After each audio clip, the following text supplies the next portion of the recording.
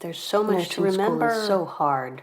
How do people What make did it that through professor this? say? I want to be a nurse. I want to be a good glomerular filtration rate, pediatrics, geriatrics, But what's going to be heart on the rate, test? high Stroke Fowlers, volume? low Fowlers. Some say that nursing school is the hardest thing that they've ever done. I'm Dr. Hobbick, and I am a passionate nurse and a passionate nurse educator, and I'm here to help. Join me on Nursing with Dr. Hobbick as I review topics and highlights from nursing school and try to help nursing students become confident nurses and provide the safest, best quality patient care that's possible.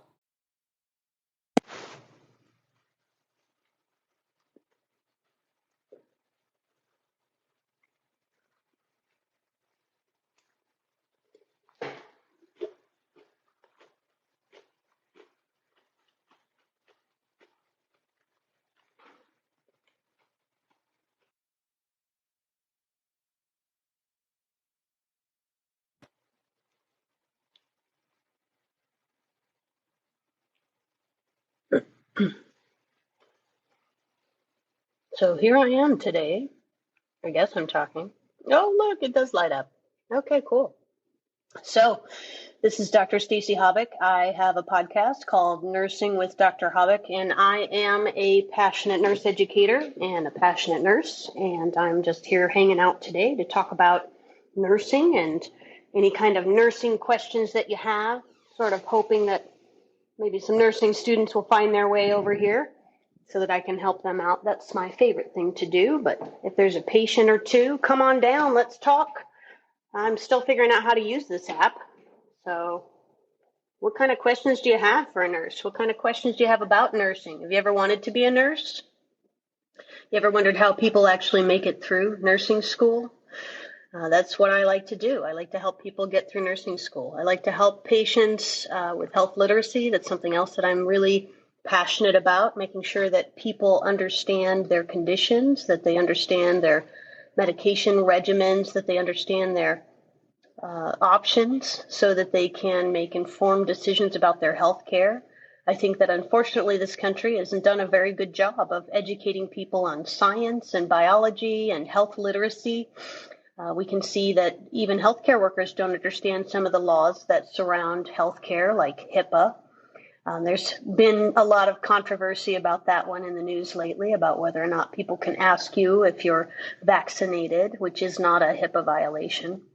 HIPAA only really comes into play when we're talking about a healthcare system, a healthcare provider, your insurance provider. I can't go to your healthcare provider, your doctor, and say, well, is this person vaccinated? That would be a HIPAA violation, but I can ask you. You don't have to tell me, but I can ask you. It's not a violation of HIPAA for me to ask you that. Unfortunately, even healthcare workers don't necessarily understand that one. So I'm just hanging out today, trying to figure out how Wisdom works. I just got on here. It seems like a really fun app, and I'm kind of hoping that somebody wants to listen. So thanks for joining me, those who are here right now. I thought maybe I would just talk about my career path. I actually started nursing when I was in my 20s. I had 3 children. One of them was just turned a year old. I had one who was 3 and one that was 4, if I remember correctly. It seems like a long, long time ago. Little kids. I actually had gone through quite a spurt of major postpartum depression after my 3rd child because they were all really close together. I remember seeing a mental health care professional at the time, and she actually told me that there were so many stressors in my life that she couldn't diagnose me with anything. After I had my kids and I discovered that in the area I lived, there was no option for a nurse midwife for those who had Medicaid. And in Indiana, and still today, Medicaid will cover nurse midwifery services, but they won't. They have to be a certified nurse midwife for Medicaid. So there weren't any in my area at the time, and I thought, this is really something that should be available. Nurses think differently than doctors do, and traditionally, the gynecologist, the obstetrician, was for complicated pregnancies. Pregnancy and birth, while it can have certainly poor outcomes, is not an unnatural process. And so even according to the World Health Organization, this country has a much higher rate of C-section and interventions, interventions are things that we do to help that birth along or whatever, then we really should. And then the research suggests that we should have. And midwives maybe is an answer to that. So I decided to go into nursing. I had big ideas and stars in my eyes, and I thought I'm going to go in and I'm going to become a nurse midwife so that I can help people in my area, so I can add this as a service. And even then, there wasn't a school in Indiana that offered nurse midwifery training. There is now, but there wasn't at the time. And because I had little kids, I decided that I wanted to, I'd go to the community college and I'd go into either the licensed practical nursing program or the registered nursing program, whichever one I could get in first. I actually ended up getting into the LPN program first, and at the time I didn't really understand the difference between the two. So I took my prereqs, I got into the LPN, I went ahead and started that. And because I knew I wanted to be a nurse midwife and that required a master's degree, I was already making plans to take my courses that I would need for my bachelor's degree and how I was going to move on from there. I was lucky that in Columbus, Indiana, where I lived at the time, and it's still there, there's an Ivy Tech Community College of Indiana, which is where I got my LPN and my associate's degree of nursing, which gave me my ability to sit for the RN, the registered nursing license. And it sits right next to a joint venture between Indiana University and Purdue University called IUPUI or IUPUC. That one is in Columbus. So it's called Indiana University, Purdue University, Columbus. And they offered a very easy pathway to go from Ivy Tech's associates to Indiana University's bachelor's degree. And, it took me a little while. I kind of took the long way because of the kids and everything, but I did get through my bachelor's degree. And at that point, my mom actually got sick. They lived in the Carolinas, and I was living in Indiana with my 3 kids. And Mom got sick with cancer, so I decided that I was going to move. And I knew I wanted to go to school to get my nurse practitioner or nurse midwife, but there was no way you could do that and move at the same time. I couldn't keep residency. It was going to cost me a lot of money. So I decided to go to an online school. I actually went to Western Governors University and I got their master's degree in nursing education. It's a fantastic degree. I definitely recommend the school. I think they have they're not paying me to say this, but I think they have the key to adult education because it's competency based and you get a mentor who helps you through the school. They stick with you through your program. And after I finally finished that degree, I decided I needed to use this master's of nursing education. Like, can't just get a degree and not use it. My full-time job certainly didn't require that degree. I was working as a nurse in a doctor's office. I had a really good time in ambulatory care. That's what we call it. Ambulatory means walking. And I had a really good time there because I really enjoyed developing a relationship with my patients. I really enjoyed the ability to say, or to know that our patients, the doctors and my patients would say, well, just send it to Stacy, she'll take care of it. I really liked that. I really liked developing that relationship with them. So I stayed in that position, but I went ahead and went looking for a position in a nursing school. I actually found a nice position in a nurse aide program, and I started teaching there nights. And it was like a light went off. It was amazing. I loved teaching. I'd found I loved nursing, and now I loved teaching as well. It was fantastic. So I continued to do that for a while, and I was lucky enough to get a full-time position at a nursing school. I taught in their practical nursing program. I taught in their sort of in alignment with the associate's degree program. After that, I continued to work in telephone triage in nursing. So telephone triage is, when you call your doctor's office after hours or on the weekend and you end up talking to a nurse. Well, that's what I was doing. And I enjoyed that as well. You didn't really build a relationship with the patients, but you did for a little bit, and you knew that you were making a difference because maybe I could give some advice to first-time parents who are worried about a fever and let them know, hey, it's okay, kids get fevers. Or maybe I was telling someone, I need you to hang up with me and call 911. And I knew that I was making a difference in people's lives. And sometimes it was a little difference and sometimes it was a big one. But I really enjoyed that. After that, I decided, because my mom she had cancer. She had endometrial cancer, and she ended up being re-diagnosed. It reoccurred. And, I kind of thought, she's always wanted to live in Florida. Who knows how long she's got left? So I went looking for a position in Florida, and we moved down here. I work for a university now, and I really enjoy that. But I also still work at the hospital because, again, I don't want to get my foot out of that door. I just love taking care of my patients. I go every weekend. I work on a medical surgical floor, which is what you would think about as a normal hospital position for a nurse. I deal with all kinds of different patients, but I have such a good time. I love taking care of patients. I love helping people. I love knowing that I've made a difference. And my biggest thing as a nurse and as a nursing instructor is to make sure that my students know that it's always treat the patient first. It's not about what their condition is. It's about how they're responding to it. When we say that nursing is an art and a science, that's really what we're talking about. We're talking about that piece, that caring piece. I want my patients, no matter how busy we are, no matter how COVID has impacted the hospital, I never want them to think that I don't have time to listen to them. I want them to feel like, rather, that they're my only patient, So I always try to take my time and let them know that, I'm there for them. And I try to listen to what they have to say. And as I mentioned earlier, it's really important to me that they understand what is going on with them, right? I want them to know what is happening. I always try to break things down.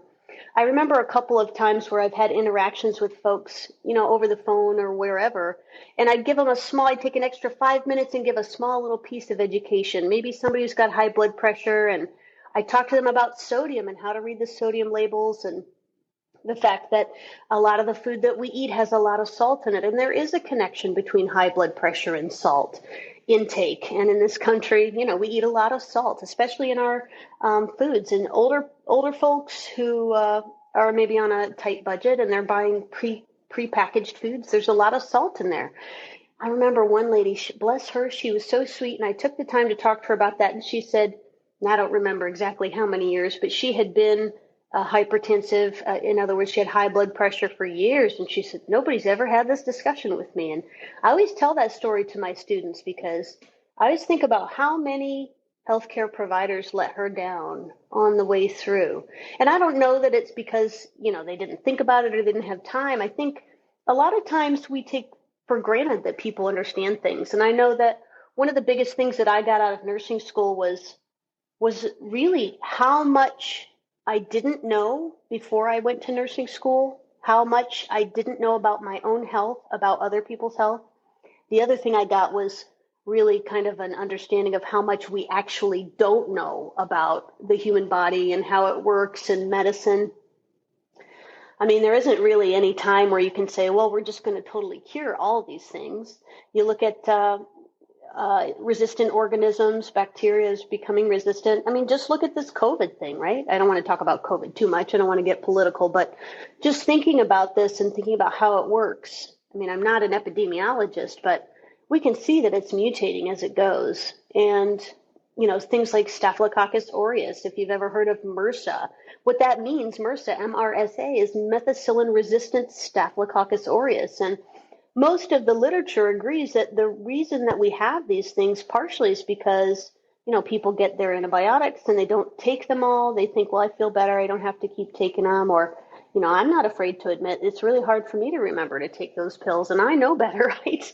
I have all this education. So I don't know, just making sure that everybody understands what's going on. I think it's really important. And, I like to make sure that my students understand things really well too.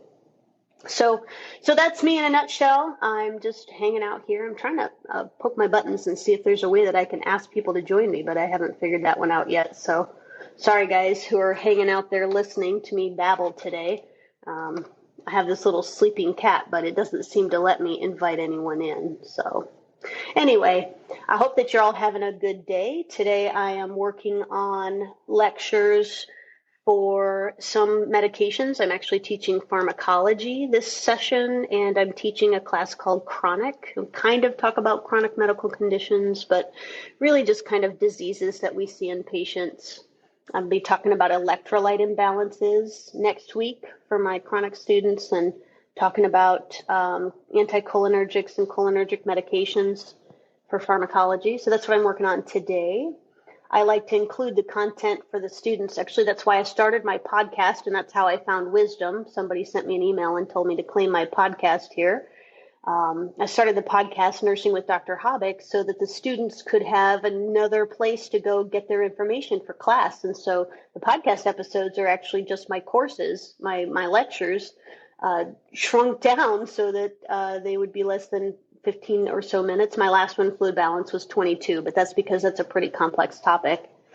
So working on electrolytes for the students so that, anybody who listens can kind of get an idea. I try to make it easy for anybody to understand, not just the nursing students who've had anatomy and physiology and biology. I want everybody to be able to understand this. I think that everyone could make better decisions about their lives and their health if they understood. I mean, it's easy for everybody to say, oh, okay, yes, smoking's associated with cancer, but I remember somebody that I knew who was a smoker and who ended up with bladder cancer, and she was surprised that smoking was associated with bladder cancer. I remember the day that she came up to me and she's like, did you know that?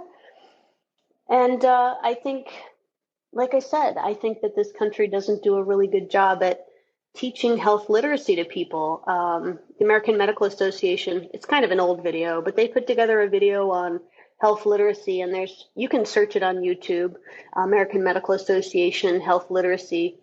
And in that video, there are some folks who just blow me away. I always show it to my students because I want them to know that we should never assume that people know things. We should always start down here in the conversation and let them tell us if they already know that.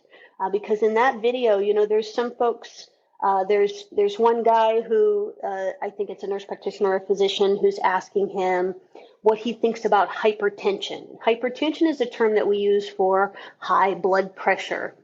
And he says hyper, like hyperactive. That's what he thinks about. So however long she had been treating him for hypertension, he didn't know that that was the condition that he had, that was the word for it.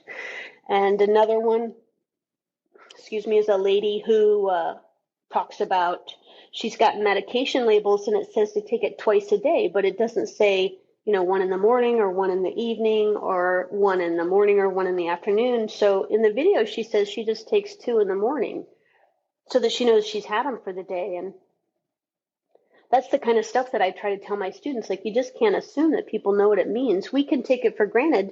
I mean, this is true in any field, but, we're talking about health and medicine. We're talking about people's bodies and their lives. So we need to be really cautious about how we educate our patients. So that's one reason why I thought I would start the podcast, and I thought I would get on here and chat. Maybe eventually I'll figure out how to open this for guests. I'm sorry, I can't figure that out right now. I'll play with it later. It looks like I actually got folks listening. Thanks for coming on and listening to me babble today. I'm just sitting here working on lectures. My name is Dr. Stacy Hobbick, and I'm a nurse educator. I have a doctorate of nursing practice. That doesn't mean I'm a nurse practitioner. My DNP is in educational leadership because it's one of my passions. And I still work on the floor as a nurse about once a week, just because I love it so much, and I'm really passionate about nursing and taking care of folks. And I know that every hospital in the area can use a nurse right now, so keeping myself out there. And it also keeps me up to date on what's going on in healthcare, and I can talk to my students about what is actually happening in the local hospitals and what policies they're going to see out there and what kind of patients we're seeing. And it always gives me stories to bring back to my students so that I can, tell them what it's really like, or tell them why. This week I talked to them about fluid balance in the body, and it gives me a chance to say, I took care of a patient this weekend that this information applies to. And, in adult education, that's the best thing you can do. Make this information, tell me how this is relevant. Why do I need to know this? I'm sure everybody who's listening can remember a time when they went, okay, I'm going to learn this and I'm never going to use it. But yeah, at least in nursing school that I teach, there's nothing that you won't ever use. There's always stuff that you'll need. And so I always try to give them some stories so that they can know how how or why it's relevant, why it's important for us to, be careful about medications, that we check them often, that we look at the medicine in our hands, that we think about it critically. Is this medicine appropriate for this patient, so that we don't make a medication error? If, for those listening, if you haven't read the Institute of Medicine's report called To Err is Human, you should look it up and read it. And that is, I believe, 10 years old this year or more. And that was really when the public came on. Hey, somebody wants to talk to me. Cool. I think I said it was okay. Oh, well, I guess I missed it.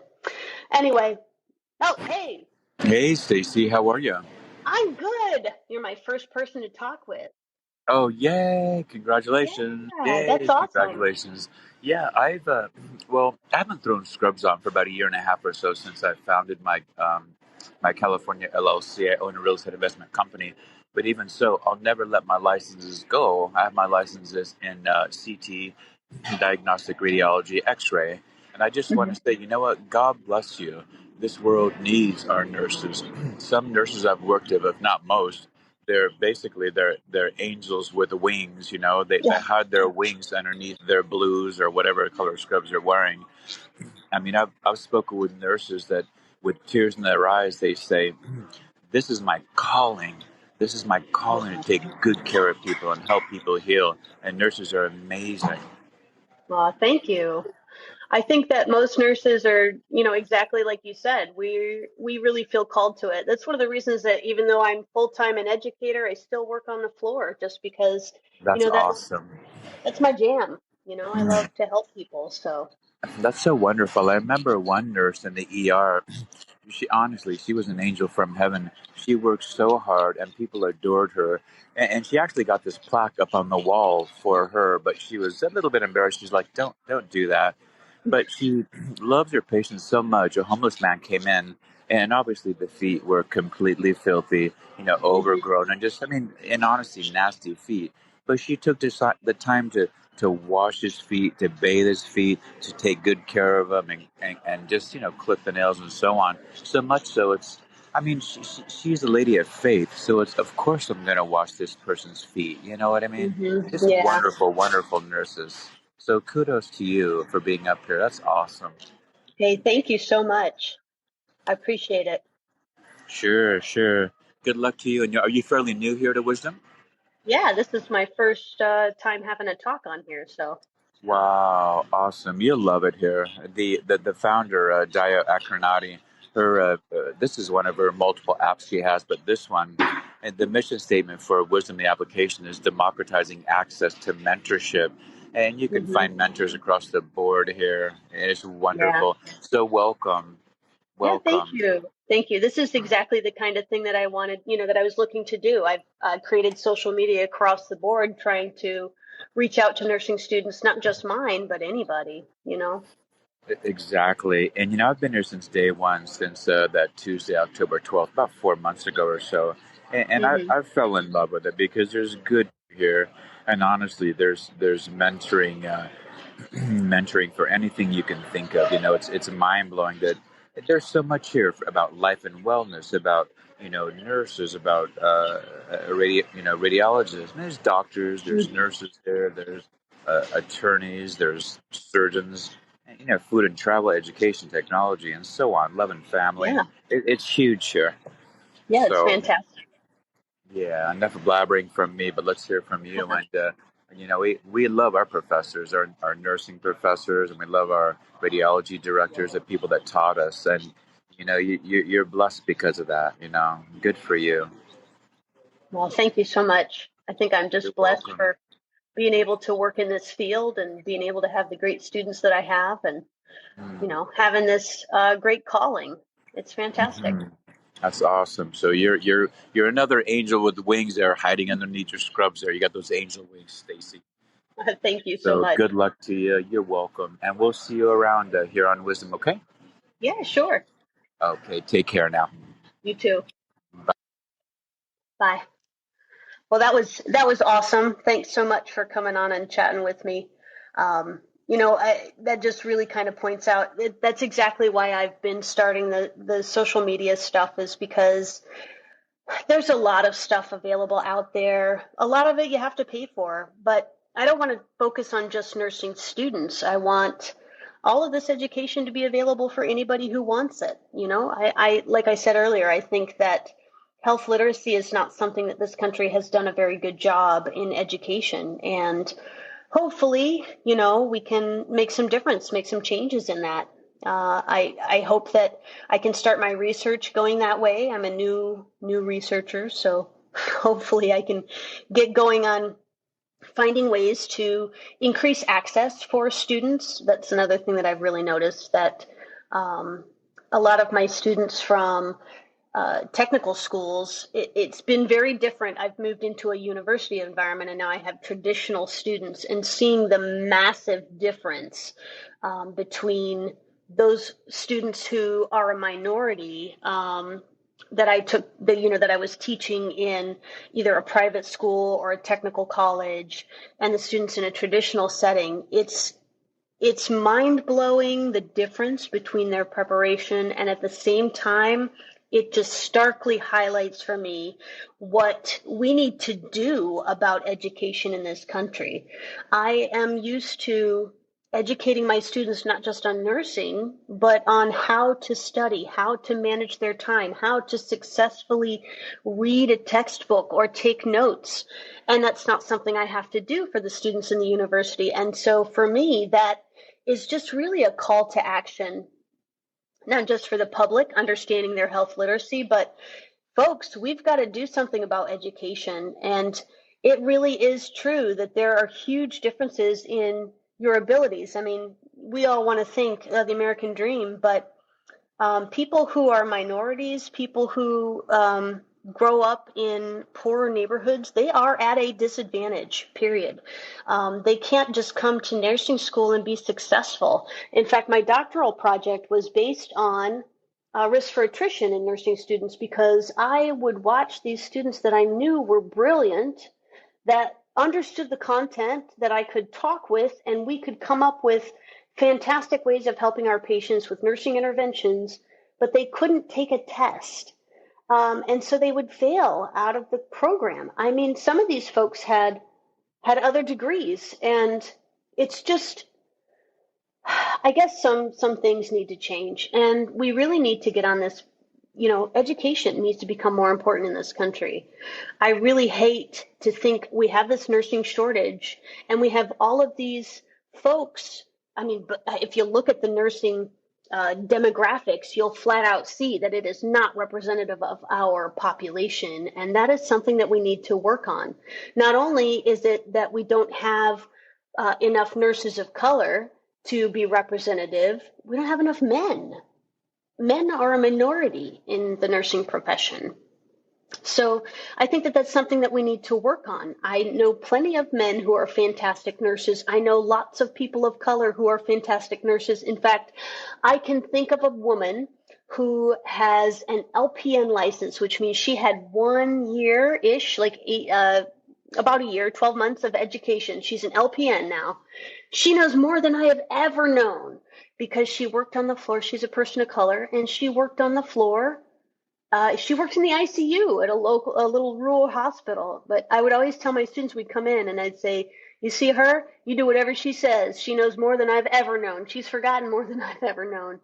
And I think part of the problem is that public education does not prepare people. Some public education doesn't prepare them. If they're first-time college students, their family doesn't know how to support them the right way. And I really think that it behooves us in college, those of us who work with colleges, to make it more accessible, to find those things that are barriers for people and help. That was why it was so important to me. I would always make sure that I was accessible to my students. I know I hear a lot of instructors, a lot of professors, they say things like, well, I'm not going to be available 24/7. I need some kind of a line to draw. But you know what? I knew that my students not the traditional students, but the ones before when I worked in private schools or in technical colleges, those folks, they had kids, they had jobs, they had about, an hour to study or to do whatever it was that they needed to do for my class to understand the content. And I always told them, I I want to be available. I understand because when I went to nursing school, I had 3 kids. You have this much time, I'm holding my fingers up, little tiny bit of time, to get your stuff done, and you're looking at something and trying to understand a concept, and you send me an email asking about it, and if I don't answer it, say you send it to me on Friday night and I don't answer you till Monday, well, you've already lost all your time to study. It doesn't do you any good for me to answer you then. So I always try to answer my students. I tell them, I know how to turn my phone on do not disturb. You can text me, you can email me whenever. I don't think that that's stepping over the line from nurse to colleague, not fraternizing or anything like that. I think it's being available for my students. This is a different age. This is a new age where information is available and some information is not correct. So I always want my students to know that, that's what you're paying me for. That's what you're here in school and you're paying me to be an expert for you. You're paying me to facilitate your education. And I want to be available when you need me to be.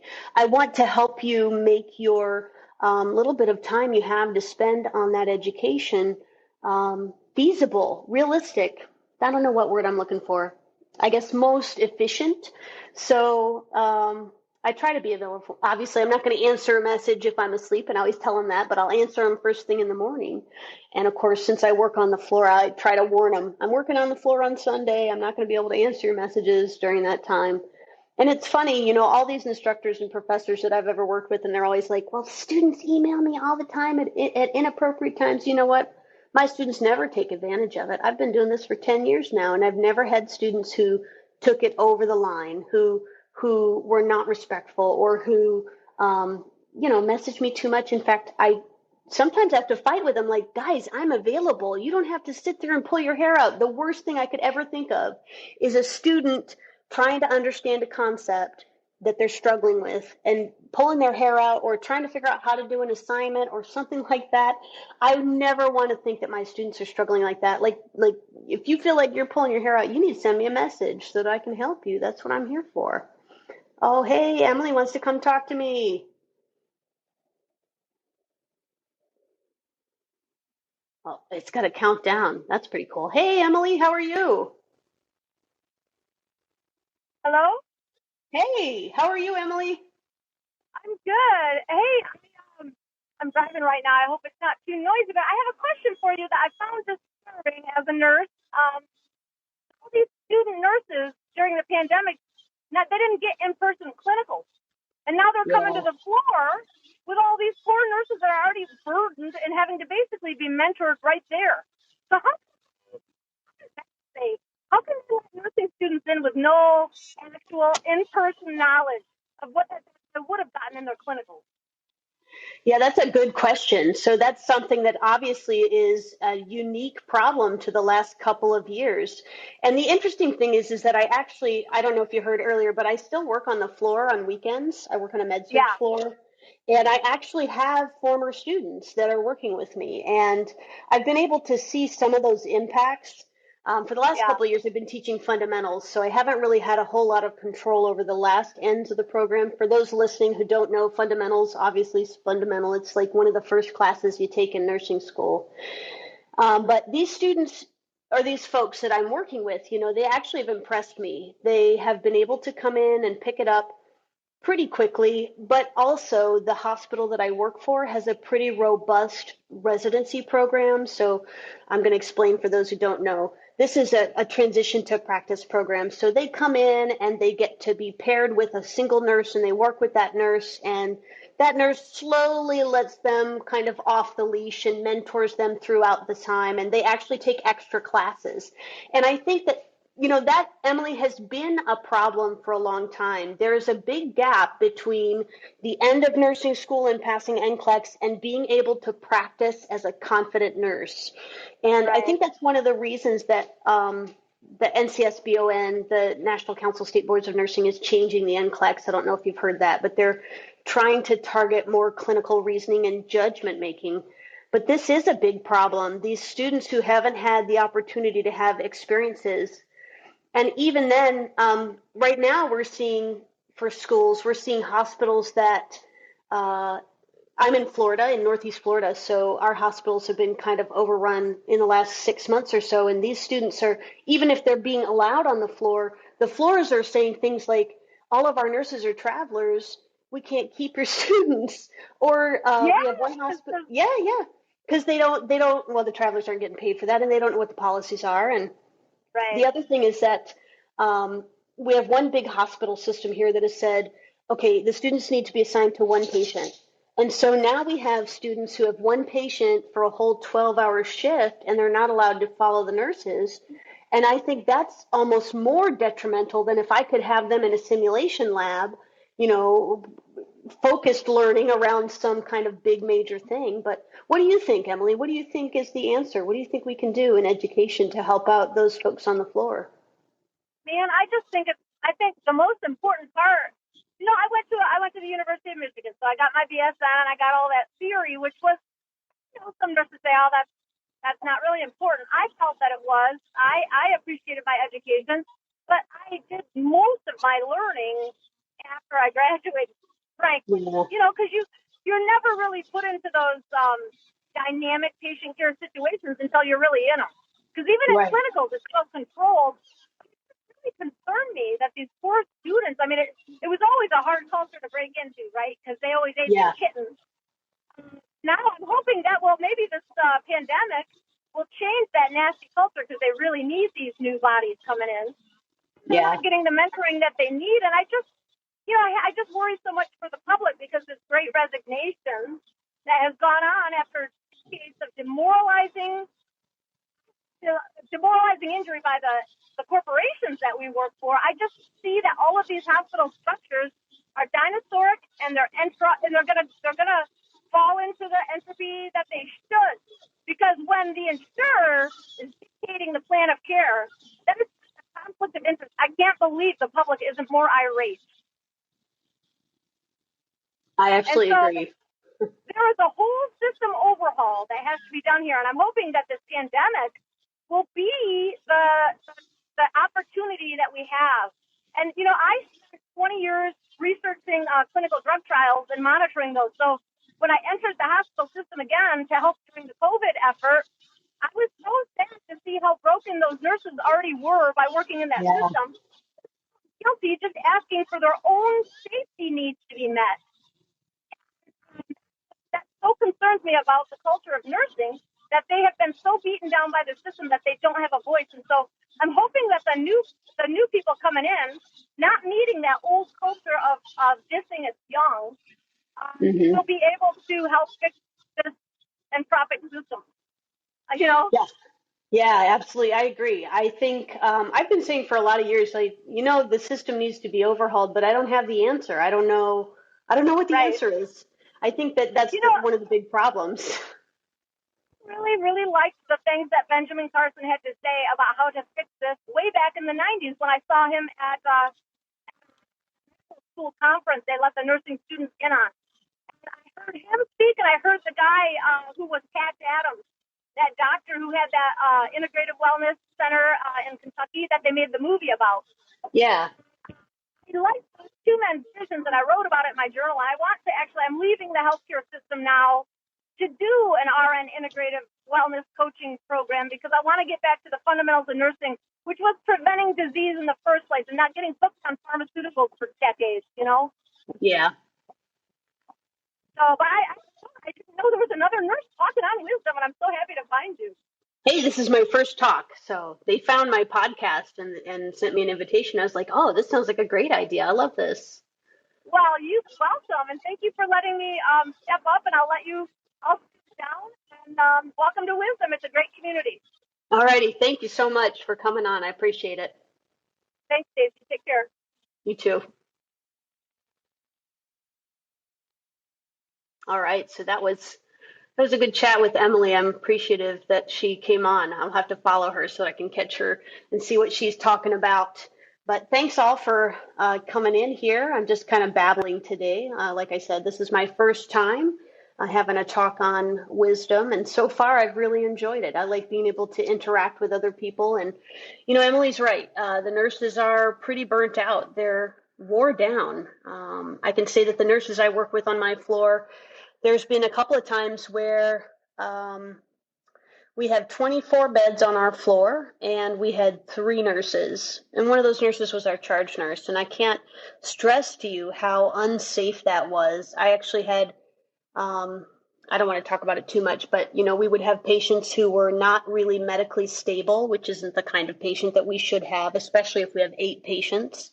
Charge nurse is not available to help you out if something happens. If a code happened, it would be a really bad situation. None of the other patients would really get taken care of. And this is something that's come out of this pandemic, but it's not the only thing to come out of the pandemic. I know that I recently overheard somebody that I know was talking about how many patients the nurses were typically assigned. And I think she was saying 5 years ago on that floor, we were typically assigned maybe 4 or 5 patients, and now we regularly get 6, and sometimes we get 8, depending on how short we are. In fact, a trend, I don't know if Emily knows this, but there's a trend now where the nurses are going back to a team, not the nurses, the hospitals are going back to a team nursing model, and they're hiring LPNs. And while we used to have this model, I'm concerned about it. I'm not saying LPNs are bad. I started as an LPN. LPNs are fantastic, and I think that this is something that we could make work. But I think that the hospitals are maybe going about it the wrong way. They're hiring these LPNs who, because of the way that they've been treated as nurses, because the hospitals have kind of pushed them out for a long time, have never worked in that kind of an environment. They've been in long-term care with patients who are, either, medically stable anyways. So they haven't really had to manage some of the conditions that we have to deal with or watch for in the hospital. And I feel like they're just saying, okay, well, come on down, we'll just put you on the floor, but they don't have that experience. They don't have that knowledge. And I really think that they should be doing, like a residency program like they do for the new graduates. Now, I can't say for sure. I don't know exactly what all they're doing. I know I did work for a hospital locally that was using that kind of model, and it was chaotic. It was, it actually made me question whether or not I could still do floor nursing. So, folks who are listening, Emily's totally right. We do need to overhaul the system. The way that it's working right now is just not sustainable. I don't know how long it can last if this, if the pandemic and everything is stressed, but nursing was stressed long before that. I know most people in the country, at least I think, have heard that there's a nursing shortage. Part of the reason there's a nursing shortage is because there's a shortage of faculty. One of the reasons there's a shortage of faculty is because I make the same amount working on the floor as a nurse, where I only had to have a bachelor's degree at most, as I do teaching students, where I have to have a doctorate and I have several certifications. That's not really a good model. If you want people to spend thousands of dollars on education to come and educate for you, when I could still make the same amount. And, I could work a couple extra days and make overtime. I could probably make more working on the floor than I do as an educator. And so we've got this shortage of educators because they're not valued, they're not paid well. And we could frankly make more money educating in the hospital or, doing something else. So that drives into the nursing shortage. We've got this shortage of nurses, and part of the reason is because people come into it and they say, holy moly, this is not okay, and they leave. In fact, we have not only all these new folks, they go through nursing school, they graduate, and they just leave the bedside completely during their first year. They don't stay. And we have this mass exodus in the last at least year, maybe 2 years, of nurses leaving the floor and going not just into another nursing position, but leaving it completely. I think Emily said she's leaving the bedside to do something else. It sounds like she's doing healthcare, but she's not working as a nurse with patients in the hospital.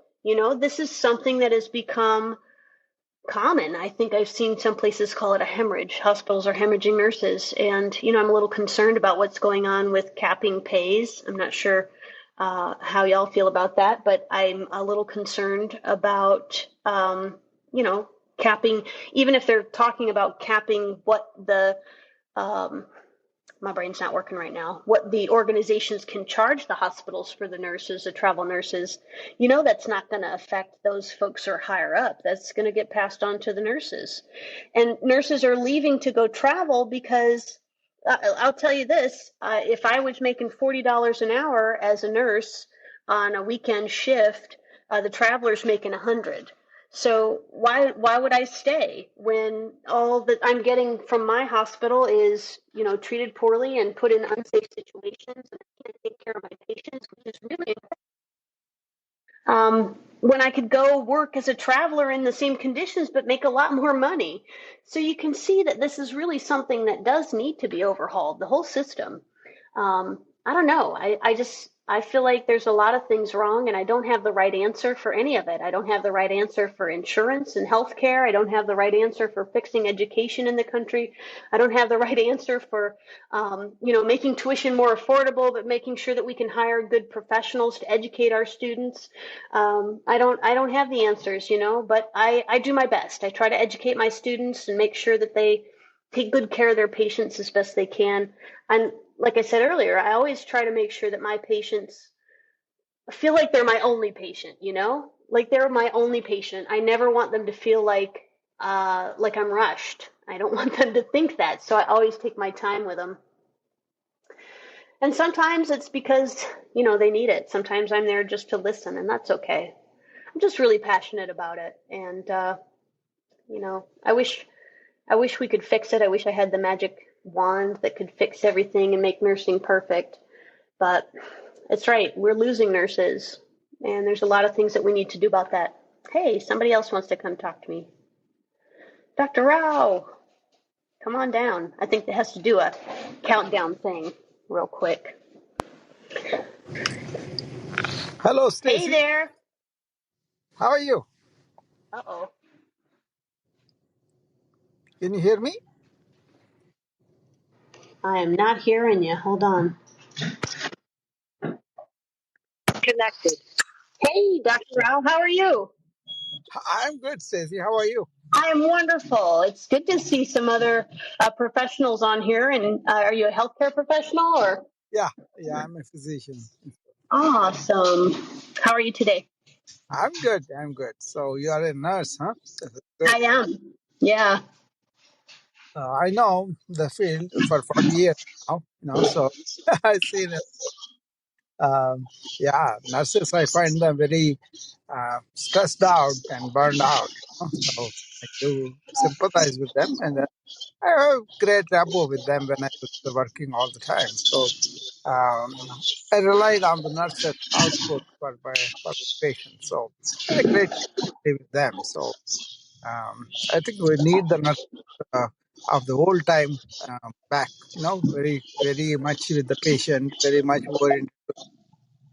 If I wanted to know about the patient, what was going on, I look to the nurse to tell me. you know, Yeah. Yeah, uh, exactly.